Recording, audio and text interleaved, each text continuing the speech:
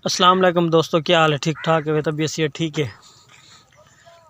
अच्छा सर, शाह साहब दे रकबे तो इंशाल्लाह असा कमान दियाँ फसलां दिखाया से, गंदम दियां फसलां दिखाया से, ते उन्होंने ये बिज मंगवाया है कितों बाहर दी जात। एक घाह है, चारा है जानवरों का।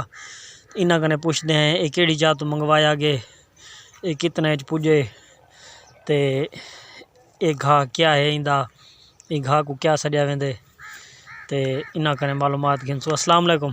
वालेकुम सलाम।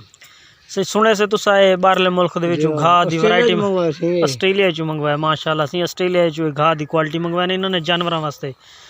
ते ए वाल हाली टेस्टिंग वास्ते थोड़ा आया है।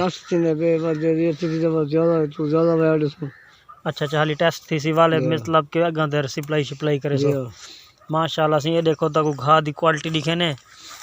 ए इन्हां दी नवी घाह दी क्वालिटी भाई ये आदन आस्ट्रेलिया तो असा बेज मंगाया है। ते ये इन्होंने टेस्टिंग वास्ते चोखे वहाया है 4-5 कनाल है।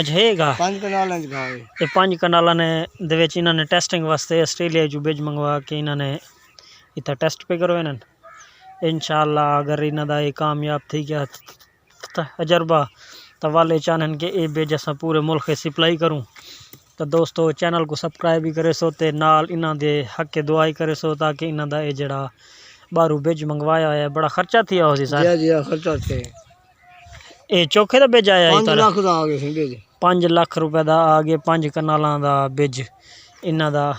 तो इन्होंने वहाया ही, लिहाजा इन्हों का 5 लाख रुपया इतना खर्च किया पे 5 कनालों से।